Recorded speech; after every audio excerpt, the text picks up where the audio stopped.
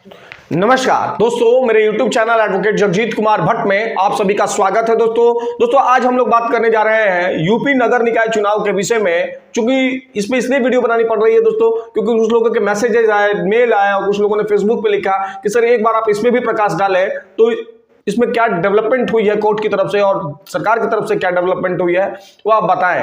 तो इसी पे हम लोग दोस्तों आज बात करेंगे।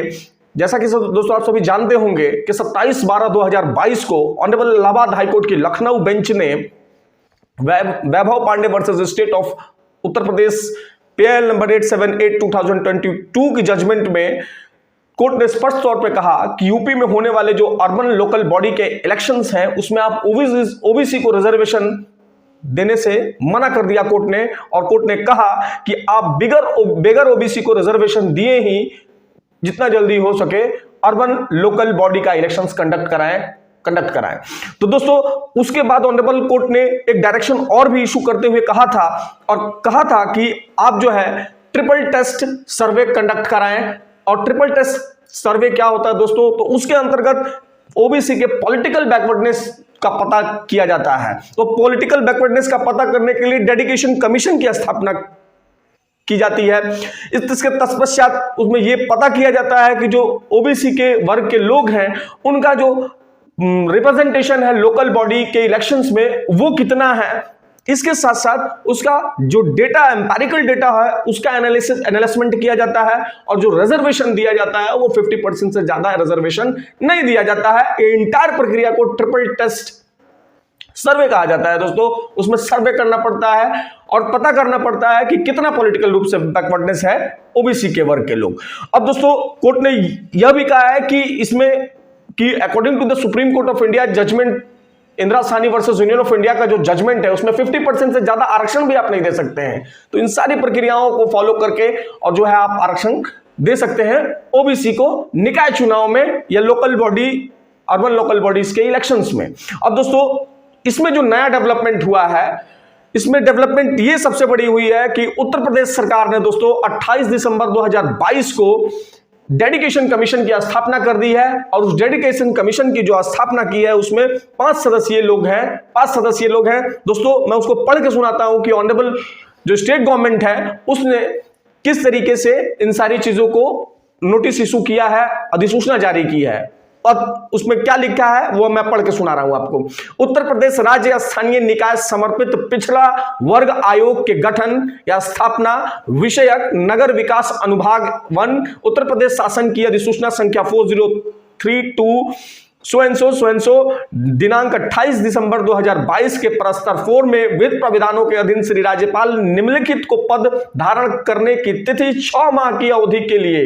दोस्तों देखिए यहाँ पे सरकार ने कहा है कि 6 माह के अवधि के लिए डेडिकेशन कमीशन की स्थापना की गई है और फिर ये 6 माह के बाद जो है अपना रिपोर्ट जिस समय देगी तब जाकर के ये इलेक्शंस होंगे। और बहुत ही उत्तर प्रदेश सरकार जो है संवैधानिक तरीके से और ड्यू प्रोसेस ऑफ लॉ को फॉलो करते हुए चुनाव कराने के मूड में है, जो एक बहुत अच्छा कदम है दोस्तों। और इस आदरणीय योगी आदित्यनाथ जी के जो कदम उठाए गए हैं इलेक्शन कराने के संबंध में, इससे सीखना चाहिए उत्तर प्रदेश के मुख्यमंत्री हैं जिसे सीखना चाहिए बिहार के मुख्यमंत्री को। और बिहार में किस तरीके से जबरदस्ती नीतीश कुमार जी ने इलेक्शन करा दिया without due to process of law को फॉलो किए बगैर, विदाउट सुप्रीम कोर्ट की गाइडलाइंस को फॉलो किए जबरदस्ती इलेक्शन करा दिए दोस्तों। मैं यही कह रहा हूं और मैं अब कह रहा हूं कि 20 तारीख को जब सुप्रीम कोर्ट में बिहार इलेक्शंस पे जो पिटीशन सामने सुप्रीम कोर्ट की है उस दिन वो निश्चित रूप से वो पूरा का पूरा बिहार में जो चुनाव हुआ है उसको रद्द करेगी, ऐसा मेरा कानूनी समझ है और मेरी जितनी बुद्धि है कानून की उसके अनुसार मैं ये कह रहा हूं। तो दोस्तों हम लोग ये बात कर रहे थे कि उत्तर प्रदेश सरकार की तरफ से डेडिकेशन कमीशन की स्थापना कर दी गई है और जो डेडिकेशन कमीशन में 5 लोग हैं मैं उनका नाम बता रहा हूं दोस्तों। उसमें फर्स्ट न्यायमूर्ति सेवानिवृत्त रामअवतार सिंह ये अध्यक्ष है। सेकंड श्री चोप सिंह वर्मा सेवानिवृत्त IAS अधिकारी हैं। श्री महेंद्र कुमार सेवानिवृत्त IAS अधिकारी एंड श्री संतोष कुमार विश्वकर्मा भूतपूर्व अपर विधि परामर्शी। फिफ्थ श्री ब्रजेश कुमार सोनी पूर्व अपर विधि परामर्शी एवं अपर जिला जज। देख रहे हैं दोस्तों आप लोग किस तरीके से यहाँ पे जो गठन की गई है डेडिकेशन कमीशन, इसमें रिटायर्ड हाईकोर्ट जज हैं, रिटायर्ड डिस्ट्रिक्ट जज हैं, रिटायर्ड IAS ऑफिसर हैं। तो ये जो कंडक्ट होगा तो एकदम से एम्पेरिकल डेटा जब निकल के आएगा तो सही निकल के आएगा। और जिस तरीके से नीतीश कुमार जी ने कराया था वो एकदम से असंवैधानिक था। 1 महीने में सर्वे करा करके और दे दिया, भगवान मालिक था उनका। तो अब ये 5 लोग थे। तो दोस्तों मैं अब ये आपको बता देता हूं कि किस तरीके से ये सारी प्रक्रियाएं पूरा करने के बाद जो है इसे ट्रिपल टेस्ट क्वालिफाई कर जाएगी और तब जो है इलेक्शंस कंडक्ट हो सकते हैं उत्तर प्रदेश में। दोस्तों 5 सदस्यीय जो डेडिकेशन कमीशन है, ये पूरा इलेक्शन का मैं प्रोसीजर बता रहा हूं कि कैसे होगा दोस्तों। तो डेडिकेशन कमीशन जो है जिसे उत्तर प्रदेश सरकार ने अपॉइंट की है, वो ओबीसी का पॉलिटिकल बैकवर्डनेस का सर्वे करेगी और उस सर्वे को करने में मैंने जैसा कहा कि 6 माह लगेंगे। तो 6 माह के अंतर्गत सर्वे करके एम्पेरिकल डेटा तैयार करेगी, एम्पेरिकल डेटा का एनालिसमेंट होगा, एनालिसमेंट होकर के कमीशन जो है अपनी रिपोर्ट सबमिट करेगा राज्य सरकार के पास। राज्य सरकार जो है state election commission of Uttar प्रदेश को जो है वो देगी। फिर स्टेट इलेक्शन कमीशन जो है उस पे अपना एक नया रिजर्वेशन का रोस्टर तैयार करेगा और रोस्टर तैयार करने के बाद जो है इलेक्शन की अधिसूचना जारी करेगा। तब जाकर के ये विधि सम्मत जो है ये चुनाव संपन्न होंगे उत्तर प्रदेश में और ड्यू प्रोसेस ऑफ लॉ को फॉलो करते हुए, रूल ऑफ लॉ को फॉलो करते हुए सारी जो सुप्रीम कोर्ट की गाइडलाइंस दी गई हैं, जैसा कि आप जानते होंगे इस संबंध में सुप्रीम कोर्ट के 3-4 इंपॉर्टेंट जजमेंट्स हैं। K Krishnamurthy versus union of India, Vikas Gawali versus state of Madhya Pradesh, state of Maharashtra, Suresh Mahajan versus state of MP. तो ये सारी जजमेंट्स को सुप्रीम कोर्ट की सारी जजमेंट्स को उत्तर प्रदेश सरकार फॉलो कर रही है और उत्तर प्रदेश सरकार से बिहार सरकार के नीतीश कुमार जी को और बिहार सरकार और स्टेट इलेक्शन कमीशन को सीखना चाहिए कि किस तरीके से वहां पे इलेक्शन जो है विधि सम्मत हो रही है।